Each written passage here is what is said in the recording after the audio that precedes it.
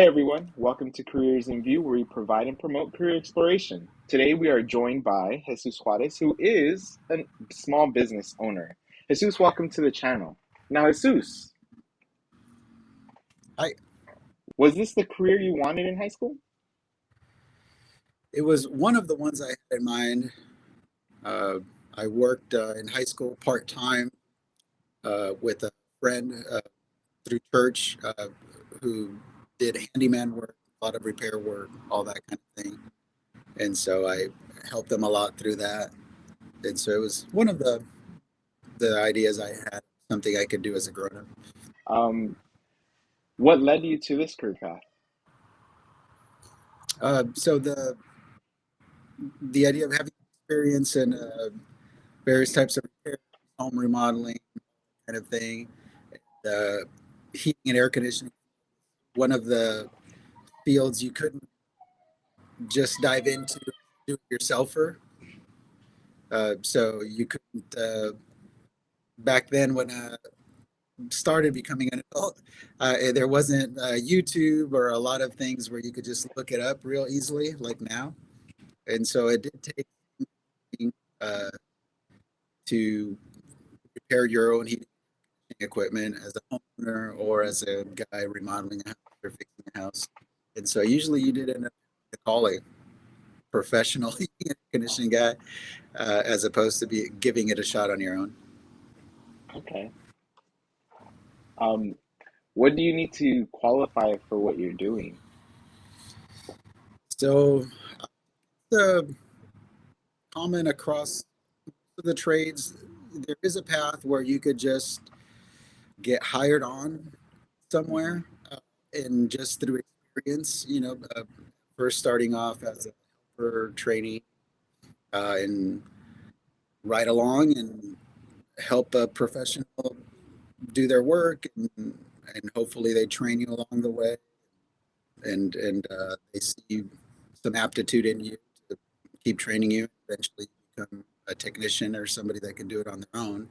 But I trained through a program that had an Associates of Applied Sciences, Hmm, and so they do teach you a lot of theory of electrical theory and uh, a lot of theory on liquids and gases and pressures and uh, just how the basic mechanics of refrigeration works.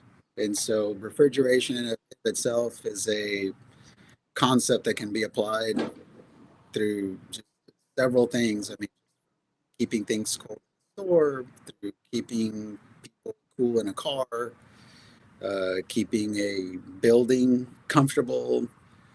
I mean, all sorts of things, keeping product at a certain temperature, things like that.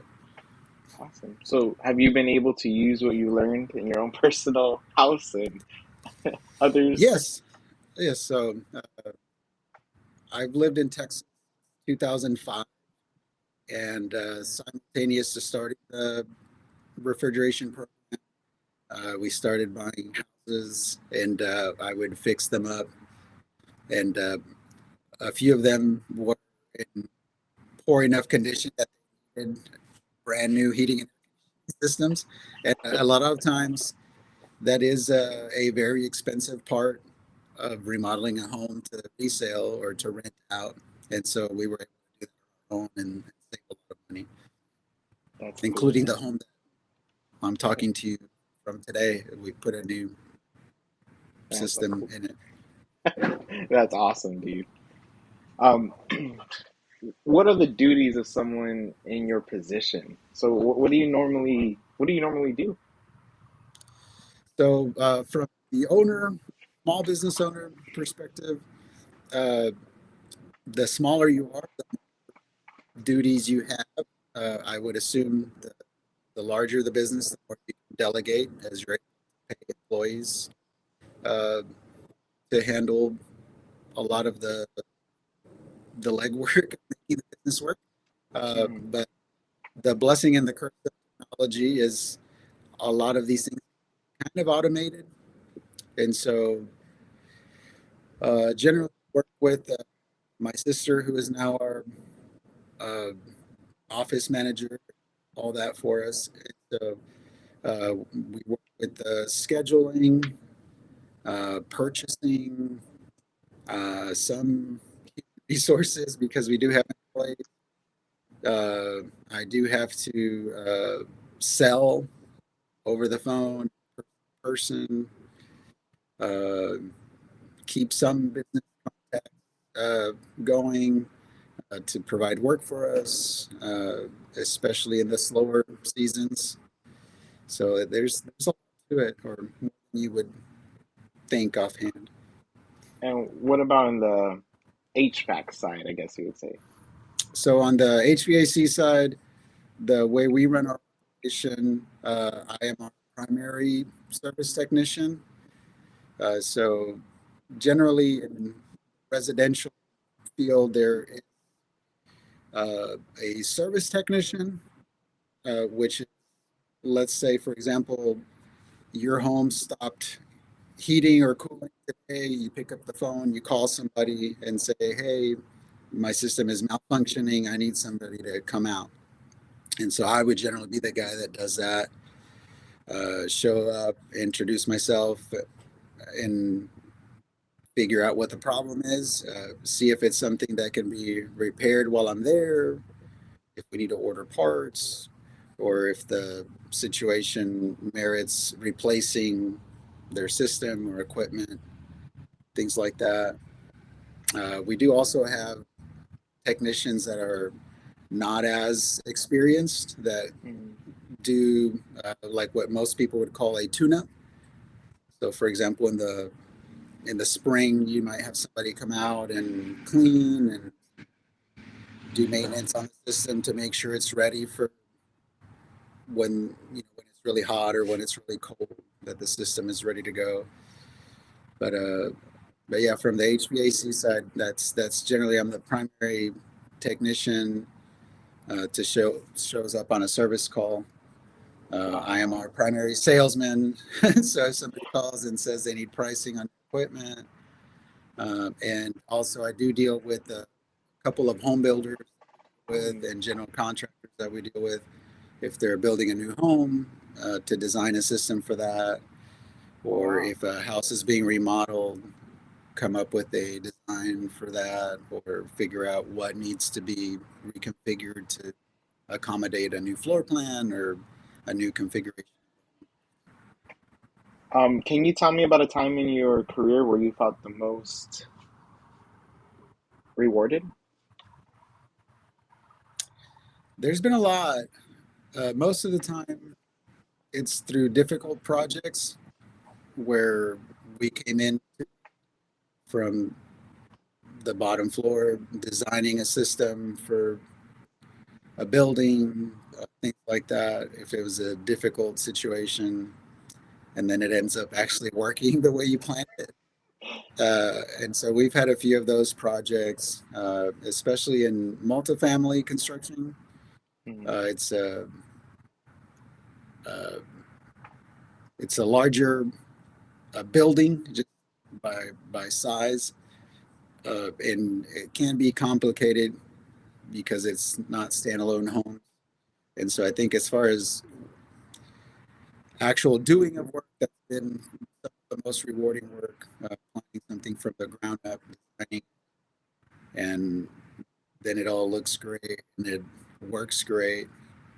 And then from the interpersonal is it can be very rewarding to teach our employees something that I learned from experience, or be able to show them a concept of how to find issues, and they actually learn it and are able to apply it.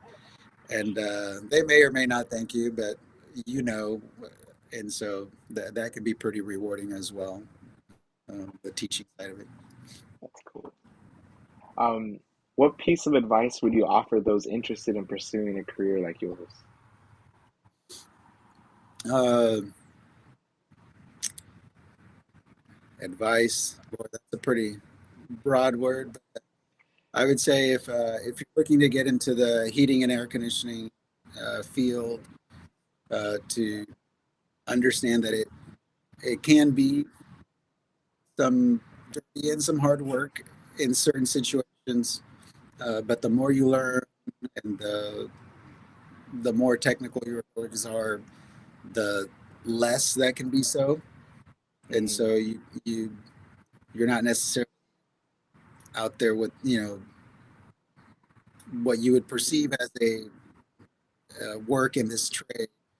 It can be very clean work and very technical work, and obviously you can get to a point where you don't necessarily have to do the hands-on work.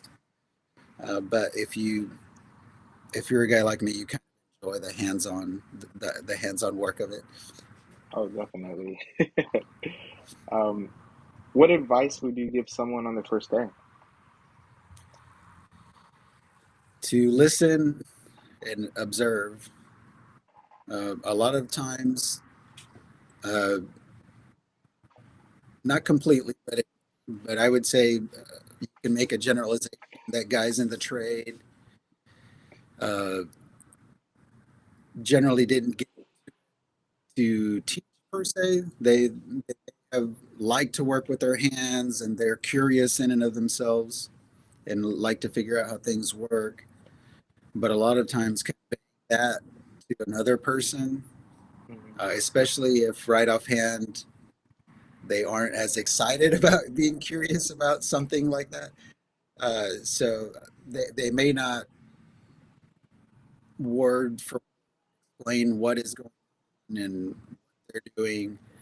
So if you're the guy that's riding along with a guy that's already doing it professionally, it you you're going to learn a lot more. Learning a lot more by just watching, listening, uh, and just watching that over and over, as opposed to pepper a guy that's not necessarily an instructor or a professor Mm-hmm. that's ready to explain everything. And so I would Mm-hmm. say watch, listen, and hopefully you can pick up little hints to, after you've seen it a couple of times, you can ask the right questions.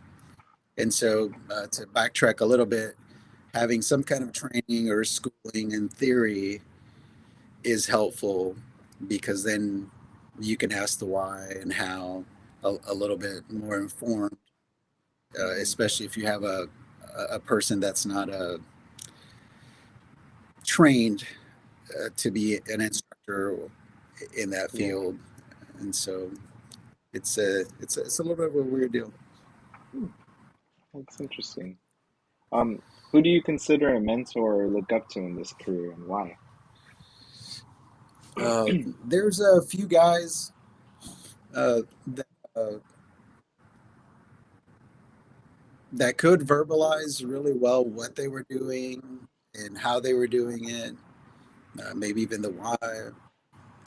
And those guys are the ones you remember the most, because, as I mentioned, a lot of the guys aren't professional instructors; they're professional HVAC technicians. And so, to have a person that's able to be an instructor is really, really great. And so, those guys, there's two, three guys that come to mind that were really good at that and were really patient and were confident enough in their skills in instructing to be able to let you get some hands-on work before you otherwise would probably be ready to do it, because they know they could fix uh, what you messed up if they had to. And so those guys are the ones you kind of hold near and dear, and you can call them over time and ask advice in situations, and they can patiently walk you through. All right. Could you tell me about a favorite memory in your job? A favorite memory. Oof. Favorite memory. I'm a strange person. So some of the ones that stick out the most are the funniest, and so they're not necessarily the most wholesome or kind situations, but there are some pretty funny memories. There's one that comes to mind where uh, some equipment was shorted to power, and so the disconnect mechanism there to take it off of its power supply were kind of circumvented by this shorting of the equipment. And so, even though we physically observed power being taken off this machine, it still was electrified. And so, me and another guy were at someone's house working on this equipment, and he kept telling me that he kept feeling like he was getting shocked, and I didn't believe him. And so, it hadn't happened to me, and so uh, we kept working, and he, man, I feel like there's still power on this machine, and he would touch it and he'd go, ah, that kind of thing. It was enough to, it was uncomfortable to touch it, but nothing that was going to harm him. Mhm. And I don't know what the situation was where I hadn't felt that electricity on the equipment. and so I was almost getting annoyed at the guy. And then, sure enough, I don't know, I just touched it just right, and I felt where you just react to electricity, and he finally saw, that I realized that he wasn't messing around or lying, or Uh-huh. it was pretty funny. That guy and I are still friends to this day, and sometimes we bring it up about me being uh, annoyed at him for being a crybaby about getting some voltage through his body. Oh Uh, man. but but you Hey, anyway, experiences that you guys would go through though. yeah, that's for sure. And to finish up the question on this is what is something I didn't ask you that you think is important? Oof. I guess from the perspective of somebody that hasn't done it to be looking to get into the field, is that a good perspective? Yeah. Okay. Uh, so I would say, just very broadly, generally speaking, a lot of times people look at trades like electrician, HVAC technician as something that doesn't take a lot of knowledge or skill, things like that, or that you may not necessarily be the sharpest tool in the shed, and so you kind of end up falling to those professions as opposed to aspiring to be in that profession. Uh, and from what I've seen, uh, and what I've experienced in the time that I've been doing it, which is now since 2005, so it's coming up on 17 years here in a few months. And so, what I've experienced is that you do have to have intelligence. You have to be curious. You do have to be a hard worker, and you constantly are learning, because equipment is rapidly evolving uh, with technology, just like almost everything else, every other field in the last, you figure, since the internet, to smart devices and to connectivity between devices. All of those things we're seeing in other fields are happening in this trade as well. And so I would say it's very important to realize that, and that it's uh, it's not a shame to aspire to be in a profession that is in a trade, whether it's HVAC, electrical work, all those. To me, it is a combination for somebody that has intelligence and also is curious, and likes to potentially work with their hands. Uh, just because you're strong or can hit a hammer the hardest or things like that will not get you ahead in most of the trades. You may be everybody asks to do those things, hit a hammer or dig a hole or whatever. As far as the actual technical work of it, you do have to be really good at it, and you can make a really good living at it. Honestly, I know a lot of people. Sometimes when we come to a customer's home, it doesn't happen very often, but I have seen it where the mom or the dad will tell their kid, you know, this is why you go to school so you don't end up, being fixed for heating and air conditioning. And obviously that is a trope, that a very common thing. I'm sure people have read it or seen it in movies or TV shows and things like that. But I would say uh, that you can make a very good living, or I have made a very good living at it, and gotten opportunities to make even more money than I thought was in this field. And it is conversely from the other standpoint of it, it may be something that people are afraid to go into because the perceived physical aspect of it, and so there is. Uh, if you're good and you're a hard worker, you can make a really good living at it, and it takes more than just the physical ability of being able to lift things and that kind of thing.